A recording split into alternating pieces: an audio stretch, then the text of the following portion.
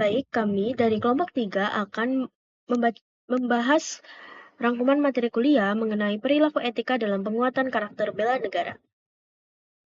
Berikut adalah anggota kelompok kami. Yang pertama ada Maria Susanti dengan NPM akhir 359, Azara Natasha dengan NPM akhir 360, Nashwa Safira Salsabila dengan NPM akhir 362, Alfia Maratu Soleha dengan NPM akhir 364, Cinta Triza Mediani dengan NPM akhir 372, dan Rahmadani Putri Kitas dengan NPM akhir 373. Nah, sekarang kita akan membahas mengenai etika. Etika atau etimologi berasal dari bahasa Yunani adalah ethos yang berarti watak kesusilaan atau adat kebiasaan atau custom. Etika biasanya berkaitan erat dengan perkataan moral yang merupakan istilah dari bahasa Latin yaitu mos, dan dalam bentuk jamaknya mores yang berarti juga adat kebiasaan atau cara hidup seseorang dengan melakukan perbuatan yang baik atau kesusilaan dan menghindari hal-hal tindakan yang buruk. Selanjutnya, kita akan membahas mengenai tujuan mempelajari etika. Sebelumnya, perkenalkan nama saya Alfian Martus Soleha dengan NPM 25013010364. Jadi, mengapa kita perlu mempelajari etika? Ada 10 tujuan penting yang perlu kita pahami. Pertama, mempelajari etika membantu kita mendapatkan konsep yang sama mengenai penilaian baik dan buruknya perilaku atau tindakan manusia dalam ruang dan waktu tertentu. Kedua, etika berperan untuk mengarahkan perkembangan masyarakat menuju suasana yang harmonis, tertib, teratur, damai, dan sejahtera. Tiga, etika mengajak kita untuk bersikap kritis dan rasional dalam mengambil keputusan secara otonom. Artinya, keputusannya benar-benar kita pertimbangkan sendiri, bukan sekedar ikut-ikutan. Keempat, etika merupakan sarana yang memberikan orientasi pada hidup manusia, sehingga kita tahu ke arah mana hidup ini seharusnya berjalan. Kelima, dengan mempelajari etika, kita dapat memiliki dalam sikap kemandirian dan tanggung jawab terhadap kehidupan kita sendiri. Keenam, etika mengantar manusia pada bagaimana menjadi pribadi yang baik, bukan hanya cerdas, tetapi juga berkarakter. Ketujuh, etika berfungsi sebagai norma yang dianggap berlaku di masyarakat. Kedelapan, etika mengajukan pertanyaan tentang legitimasinya, artinya norma yang tidak dapat dipertahankan dari pertanyaan kritis dengan sendirinya akan kehilangan haknya untuk ditaati. Kesembilan, etika memberikan bekal kepada manusia untuk mengambil sikap yang rasional terhadap semua norma yang ada. Kesepuluh, etika menjadi alat pemikiran yang rasional dan bertanggung jawab, khususnya bagi para ahli dan bagi siapa saja yang tidak mau diombang-ambingkan oleh norma-norma yang ada. Jadi, etika bukan sekadar aturan, etika adalah panduan hidup yang membantu kita berpikir jernih dan bertindak bertanggung jawab. Selanjutnya, saya Maria Susanti dengan NPM 2501 3010 359 akan memaparkan mengenai bela negara. Jadi, bela negara sendiri merupakan sikap dan perilaku warga negara yang dilandasi rasa cinta tanah air berdasarkan Pancasila dan Undang-Undang Dasar 1945 untuk menjaga kelangsungan hidup bangsa dan negara. Kemudian, bela negara ini sangat penting karena Indonesia memiliki banyak ancaman, baik dari luar maupun dari dalam negeri sendiri. Nah, oleh karena itu, setiap warga negara memiliki tanggung jawab untuk menjaga persatuan, kesatuan, dan keamanan keutuhan negara. Kemudian, dalam Undang-Undang Dasar 1945 juga dijelaskan bahwa setiap warga negara memiliki hak dan kewajiban untuk ikut serta dalam usaha pembelaan negara. Nah, jadi bela negara ini bukan hanya tugas seorang TNI saja atau pemerintah saja, namun juga tugas dari seluruh rakyat Indonesia. Selanjutnya kita masuk pada pembahasan unsur dasar bela negara, yaitu terdapat 5. Yang pertama adalah cinta tanah air, yaitu rasa bangga dan rasa memiliki terhadap Indonesia. Kemudian yang kedua adalah kesadaran berbangsa dan bernegara, yaitu mengutamakan kepentingan bangsa di atas kepentingan pribadi ataupun kelompok. Kemudian yang ketiga adalah yakin terhadap Pancasila sebagai ideologi negara. Artinya, di sini itu kita menjadikan nilai-nilai Pancasila sebagai pedoman dalam kehidupan sehari-hari kita. Kemudian yang keempat adalah rela berkorban untuk bangsa dan negara. Jadi misalnya ini rela membantu sesama dan menjaga persatuan. Kemudian yang terakhir atau yang kelima adalah memiliki kemampuan awal bela negara. Nah, ini adalah seperti disiplin, semangat, dan bertanggung jawab dalam menjaga negara. Selanjutnya, di sini terdapat contoh dan program bela negara. Jadi, bela negara ini dapat dilakukan dalam kehidupan sehari-hari dengan hal-hal yang sederhana. Nah, contohnya adalah dengan belajar dengan rajin sebagai bentuk kontribusi bagi bangsa di masa depan. kemudian menaati hukum dan aturan negara, lalu melestarikan budaya Indonesia serta menggunakan produk dalam negeri, dan menjaga persatuan dan toleransi antar masyarakat yang berbeda, ras, agama, budaya, dan lain sebagainya. Kemudian selain itu, pemerintah juga menjalankan program bela negara untuk memperkuat rasa nasionalisme masyarakat. Nah, program ini itu bertujuan untuk menanamkan semangat cinta tanah air dan bukan merupakan program wajib militer. Selanjutnya, di sini saya akan memaparkan mengenai fungsi dan tujuan dari bela negara. Jadi, tujuan dari bela negara sendiri adalah menjalankan nilai-nilai Pancasila dan Undang-Undang Dasar 1945, lalu menjaga identitas bangsa, kemudian melestarikan budaya, mempertahankan kelangsungan hidup negara, serta memberikan kontribusi terbaik bagi bangsa Indonesia sendiri. Kemudian, fungsi dari bela negara sendiri adalah sebagai kewajiban setiap warga negara untuk menjaga keutuhan Negara Kesatuan Republik Indonesia atau NKRI dan melindungi negara dari berbagai ancaman. Nah, jadi dapat kita simpulkan bahwa bela negara ini tidak selalu dilakukan untuk perang saja, tetapi juga diwujudkan melalui sikap disiplin, rasa cinta tanah air, dan tindakan positif dalam kehidupan sehari-hari kita. Baik, selanjutnya di sini saya akan membahas mengenai manfaat bela negara. Sebelum itu, izinkan saya memperkenalkan diri terlebih dahulu. Perkenalkan, nama saya Cinta Triza Mediani dengan NPM 250130100372. Nah, bela negara itu bukan hanya soal perang, tapi lebih ke bagaimana kita membentuk karakter dan sikap dalam kehidupan sehari-hari. Melalui bela negara ini, seseorang akan tumbuh menjadi pribadi yang lebih bertanggung jawab, disiplin, dan peduli terhadap lingkungan sekitarnya. Misalnya, dengan menumbuhkan rasa cinta tanah air, kita jadi lebih menghargai Indonesia dan terdorong untuk berkontribusi sekecil apapun itu. Nah, selain itu, bela negara juga berperan dalam meningkatkan iman dan takwa, karena setiap tindakan didasari oleh nilai moral dan tanggung jawab. Kita juga dilatih untuk memiliki jiwa kepemimpinan, yaitu mampu mengambil keputusan dan bertanggung jawab atas pilihan kita. Bela negara juga membantu menghilangkan sikap negatif seperti malas, egois, dan tidak disiplin. Sebaliknya, kita dibentuk menjadi pribadi yang jujur, tegas, dan bisa dipercaya. Dalam kehidupan sosial, bela negara juga menumbuhkan rasa solidaritas, kebersamaan, dan kepedulian terhadap orang lain. Bahkan dari sisi pribadi kita sendiri, bela negara ini memperkuat mental dan fisik kita sehingga lebih tahan menghadapi tekanan dan tidak mudah menyerah.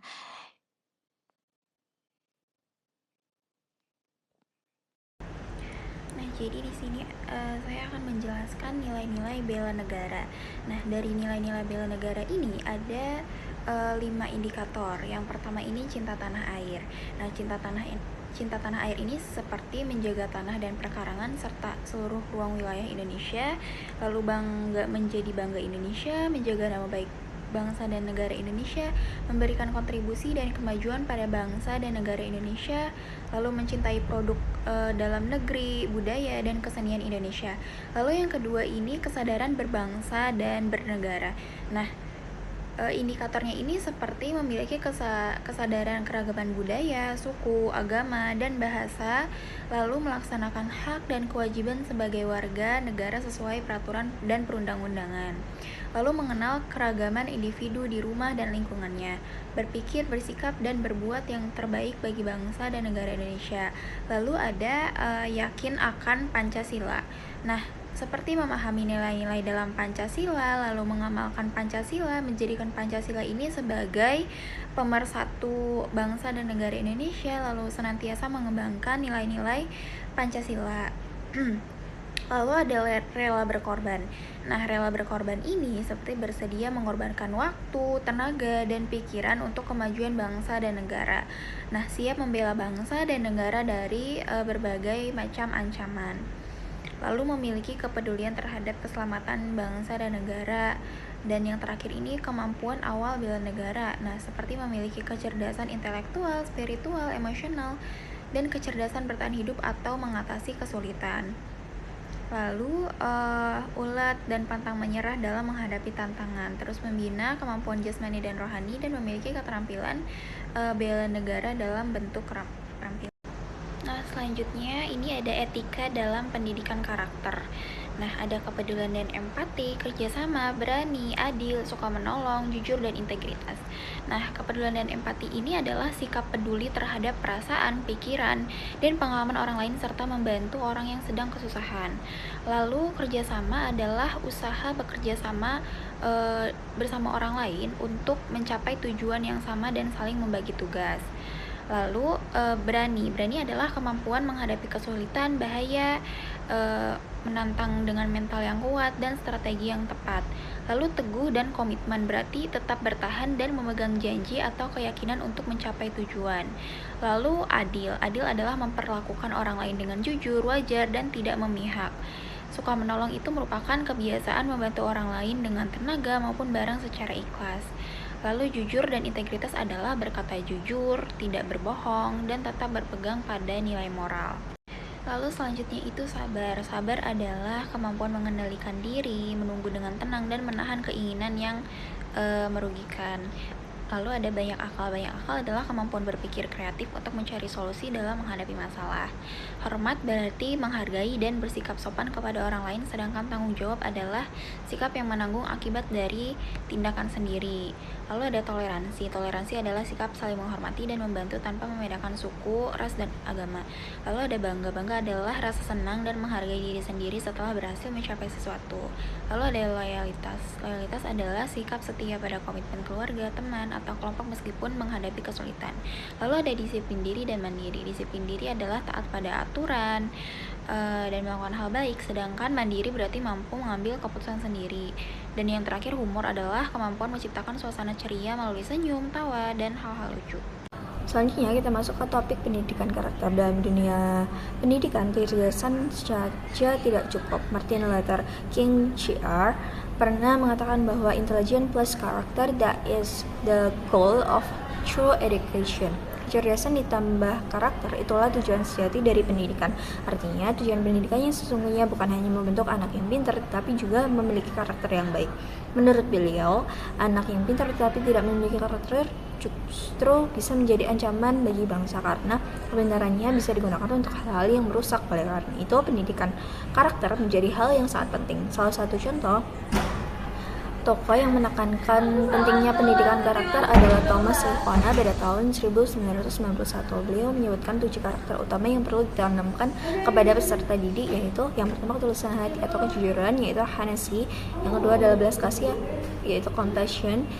Yang ketiga adalah kegagah beranian, yaitu courage. Yang keempat kasih sayang, kindness. Kelima kontrol diri, self control. Keenam kerjasama, cooperation. Dan ketujuh kerja keras, diligent or hard work. Jadi ketujuh karakter ini tuh diharapkan menjadi fondasi yang kuat dalam membentuk generasi yang tidak hanya cerdas tapi juga berintegritas. Nah, masih tentang pendidikan karakter, mari kita lihat lebih lanjut. Selain Thomas Lickona, penelitian dalam hari tahun 2014 menjelaskan bahwa pembentukan karakter itu harus melibatkan sekolah, keluarga, masyarakat, dan dunia usaha secara bersama-sama. Nah, penelitian tersebut menyebutkan 9 pilar karakter, yaitu tanggung jawab, responsibility, rasa hormat, respect, keadilan, fairness, keberanian, courage, belas kasih, honesty, kewarganegaraan, citizenship, disiplin diri, self-discipline, peduli, caring, ketekunan, perseverance. Selain itu, Kementerian Pendidikan dan Kebudayaan Republik Indonesia tahun 2010 juga telah merancang program pendidikan karakter yang didekatkan pada bingkai visi pendidikan nasional. Program ini dibagi menjadi 4 kelompok besar, yaitu olah hati, yaitu pengembangan spiritual dan emotional development. Yang kedua ada olah pikir, yaitu pengembangan intelektual, yaitu intellectual development. Yang ketiga yaitu olahraga dan kinestik, yaitu pengembangan physical and kinestic development. Yang keempat adalah olah rasa dan karsa, yaitu pengembangan efektif dan kreativitas, effective and creativity development.